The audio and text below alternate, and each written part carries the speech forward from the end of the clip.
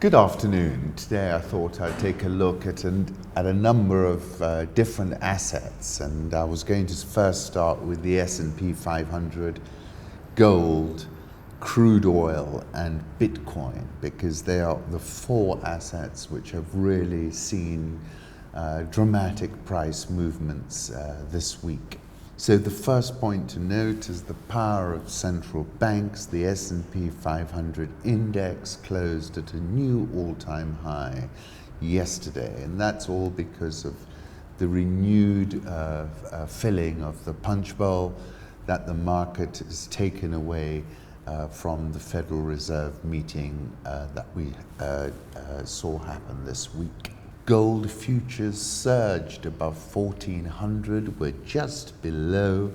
This is the highest level since September 2013. We've spoken about gold before. It's what Ben Bernanke once said. People hold gold as protection against what we call tail risks, really bad outcomes. So clearly the market feels very uncertain, and also it's the lower interest rate regime, in some cases negative interest rates, which makes holding gold much more attractive. WTI crude oil, which surged 5% yesterday, is up about 0.5% today. And that's all about Iran, and I'll come to that in a moment. Bitcoin, 9,770, last got above 9,800 on the 17th of June. I said I recommended Bitcoin this year at 5,350, and I'm recommending Bitcoin again on a supreme conviction basis. I think we're at 9,250 when I said that. I made reference to the mercurial, enigmatic and fugitive Bitcoin evangelist John McAfee, who always seems to pop up in my feed like an acid trip whenever Bitcoin is doing its parabola imitation. And then of course I go back to Thomas Pynchon. It is a curve each of them feels. Unmistakably it is the parabola. We've spoken about Bitcoin and Beyond Meat and Zoom and the parabola. They must have guessed once or twice, guessed and refused to believe that everything always collectively had been moving toward that purified shape latent in the sky, that shape of no surprise, no second chance, no return. And the rest of that quote is, yet they do move forever under it, reserved for its own black and white bad news, certainly, as if it were the rainbow and they its children. And I've been saying that Bitcoin had been trading at fresh highs, and aside from Beyond Meat and Zoom, has posted the best returns in 2019 and is in triple-digit percentage gain territory. I referenced Paul Virilio and how he captured the essence of our 21st century zeitgeist when he said wealth is the hidden side of speed, and speed the hidden side of wealth, which is the parabola. And I said Bitcoin, Beyond Meat and Zoom and Snapchat is Virilio's quote expressed in market terms. And I concluded by saying I recommended Bitcoin at 5,350, and that I'm recommending Bitcoin again on a supreme conviction basis. A great deal of the price surge is correlated to Chinese flight capital, in my opinion, and Bitcoin has also, like gold, become a safe haven asset. And this is specific to Bitcoin in the cryptocurrency world. This is a Bitcoin daily CME futures chart from CryptoFib. As you can see, it's in a very strong uptrend.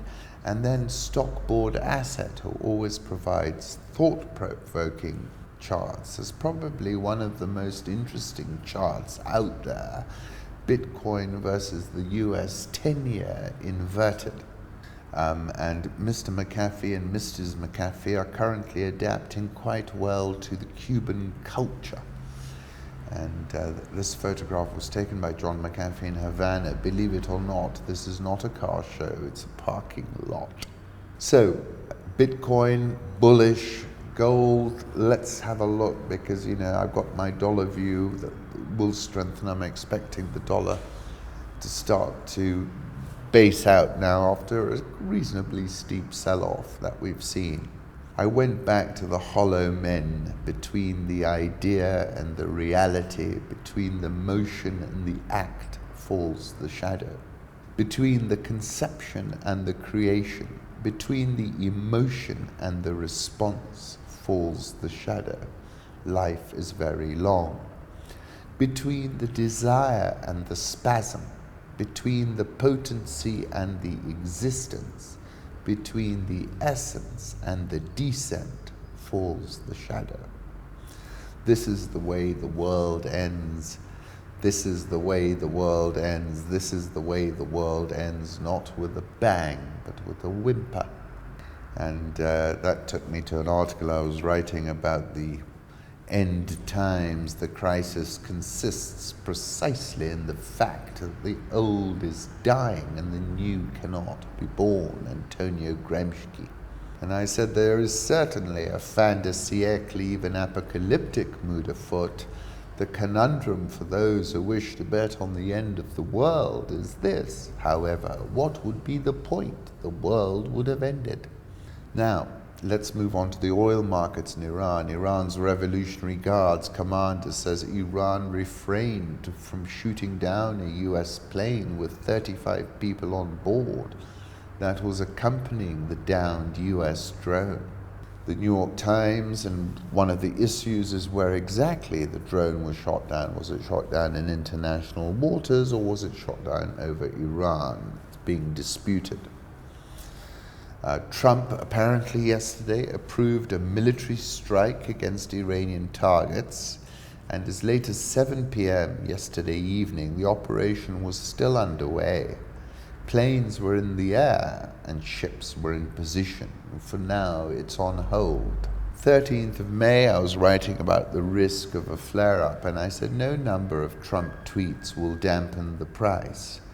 This is Brent crude, which I took in the morning, and the chart $63.80. Subsequently, it rose. But you can see how we've risen through the week quite dramatically. Ben Rhodes, we didn't need to pull out of a deal that was working, and we don't need to go to war over a drone. Approved targets were Iranian radar and missile batteries. Planes were already in the air when the attack was called off. Iran released a video of the shooting down of the US RQ-4 drone, also the flight path of that drone. Trump initially tweeted Iran made a very big mistake. I take you back to the 17th of June when I quoted Stratfor, the overwhelming confidence that Iran is displaying, both in rhetoric and action, is astounding, said Stratfor. E.J. Malrai reports that if Iran can't export oil through the Persian Gulf, no one in the Middle East will be able to do this. And already the price of transiting oil through that area has gone up exponentially because of the insurance question.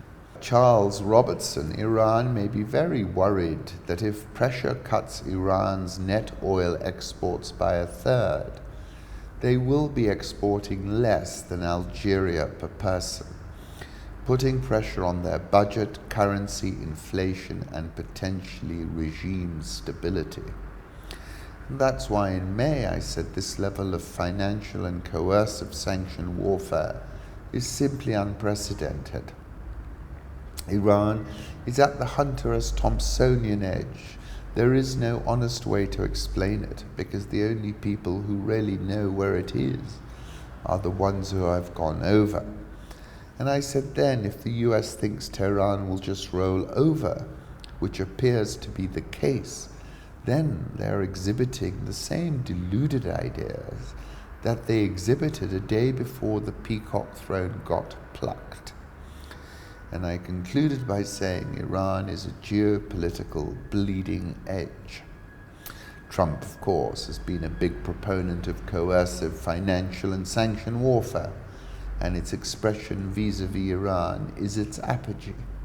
And I concluded by saying if this Khamenei-Trump bout fest kicks off, then we could very well see a price spike, and that one touch is the way to go.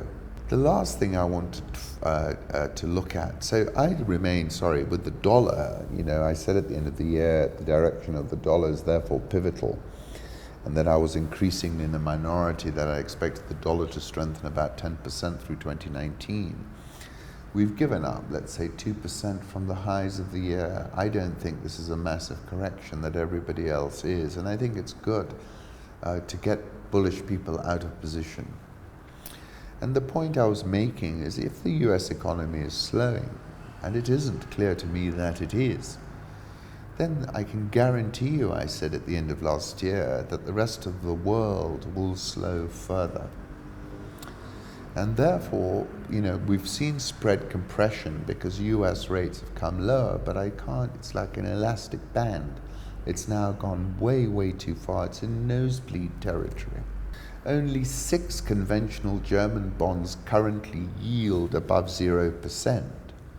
This is further confirmation of that article I wrote about bond yields being in tilt mode.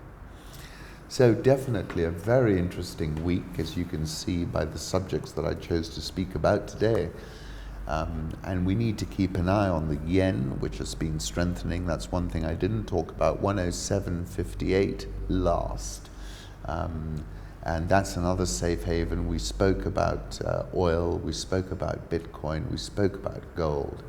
And I think those are the asset classes that we need to keep an eye on, because they're the ones that are currently responding to the market signal. I wish you a tremendous weekend, and remember, you can catch us during weekdays at 8 p.m. to 9 p.m. on Metropole TV. Thank you.